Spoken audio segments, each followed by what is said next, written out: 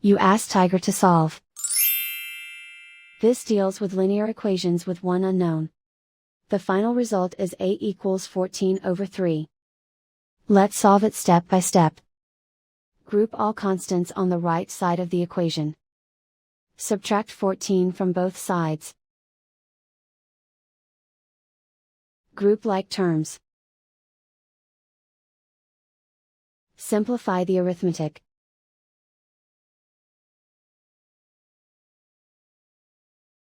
Isolate the A. Divide both sides by -3. Cancel out the negatives.